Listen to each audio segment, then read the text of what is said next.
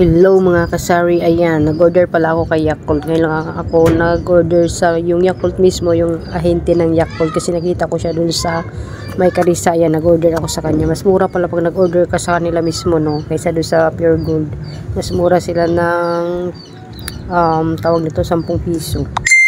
Diba, sayang din. Ayan yung sinasabi ko sa iyo. Ayan, paalis na si Kuya dyan, deliver ng yung exclusive price ko sa Shopee, diba? Mas makatipid ka po sa Shopee. And then, ayang truck na yan ay si Marlboro.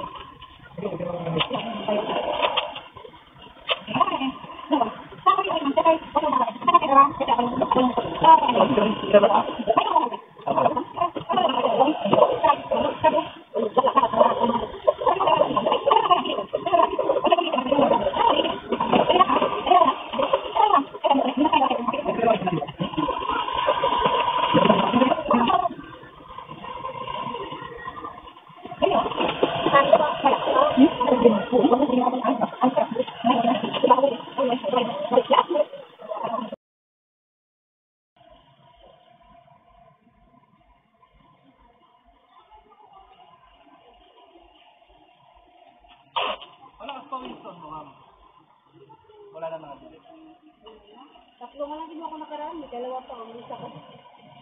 Marlboro red black, saka black. ang install mo, wala na. Hindi dati ako pala nagtitinda, wala pa yan, hindi ko nabigyan. Wala pa. May dalawa na kami, nakabikot pa. Pag-ikot nila, may magtindahan din. Hindi ba yung konti lang yung lasin lang din yung mga tao dito. Hindi na dadagdagan, hindi ano. Deliver eh. Dami pa nagtitinda. Ang dami pang sasambot sa... Magkano pantasan nyo? Pantasa, depende.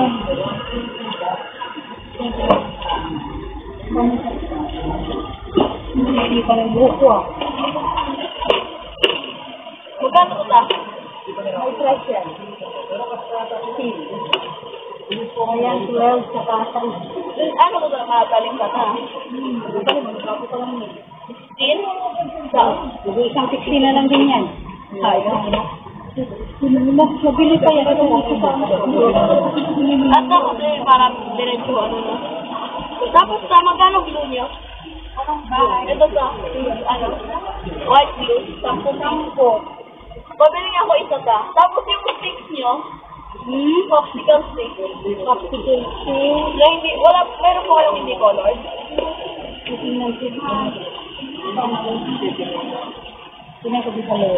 Ito yung sa 4. Ay, nagkaga mo lang ako ng ano.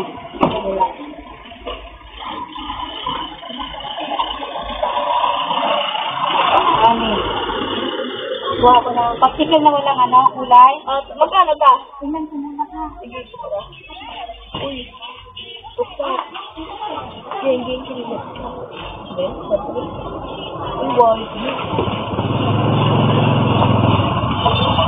Ito ba rin?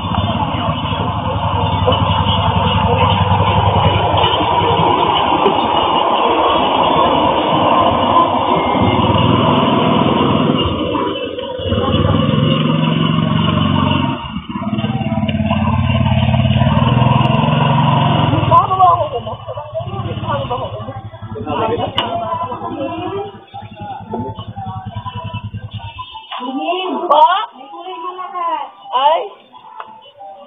Hindi na lang natira ko yan eh. Sorry. Magkano ta? Kukunin mo ba? Magkano yung may colored ta? Hindi ko tingnan, parang nasa 20 o 15 yun. Ito ta? Masaya ka dyan? Wala nga ito, hindi ko makikita eh. Isang ganyan lang ba? Ata. Tingnan mo eh. Hindi na ta? Ha? Hindi na? Hindi na? Hindi na. Okay. Sa'yo. Green? Yung isang lala.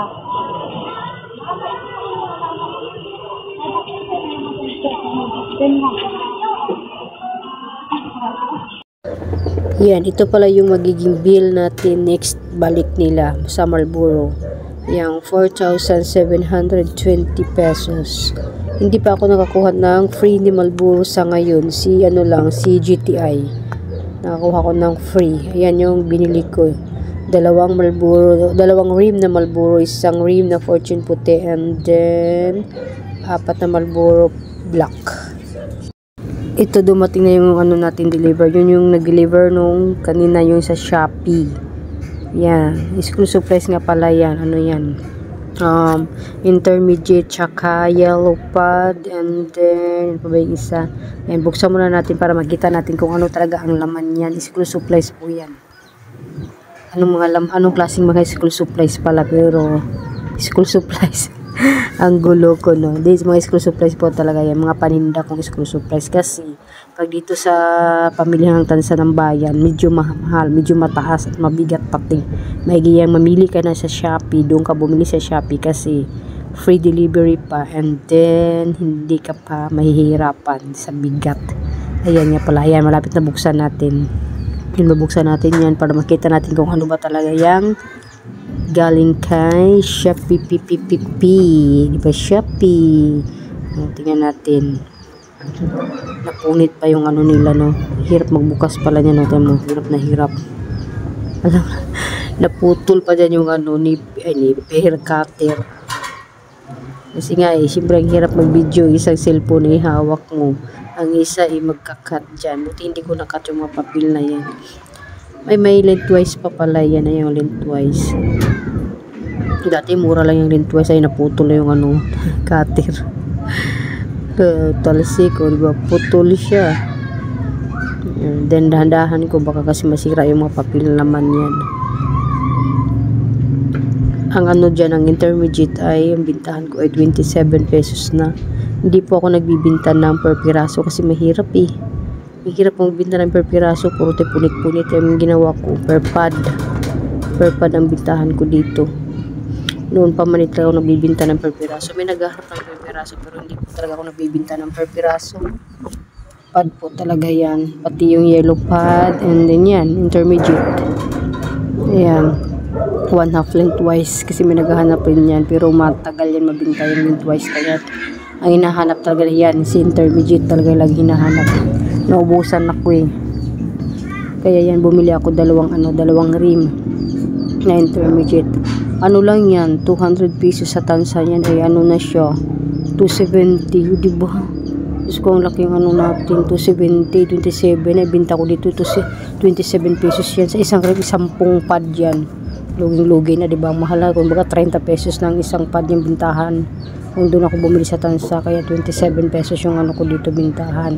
And then, yung lengthwise, ang binta ko dyan ay, ano na siya, parang 20 pesos. Kasi 170 na siya eh. Parang ganun, 20 pesos ang bintahan ko dyan. And then, yung, ang tawag nito, yung isa, parang binta ko doon, ay yung yellow pad pala. Ang binta ko doon sa yellow pad ay 40 pesos, mga ganun. Nakalimutan ko yung presyo. Basta yun na yun. Diba? Dagdag kita sa ating tindahan. Kailangan may school supplies tayo. Tsaka pag alam natin na wala ng stock, paubos na, kuha agad. Kasi ako, hindi ko malalang kasi minsan hindi ako nagbabantay. Maririnig ko lang sa mga bata. O yun. Wala nang ano, intermediate, ganun, diba? Kaya, hirap din. Na hindi ko yung magbabantay talaga nakatutok kasi minsan may ginagawa din tayo, di ba? Kaya maalis-alis sa tindahan. Ayan yung ano, ayan yung mga ano natin sa supplies. 3 klase lang po yan.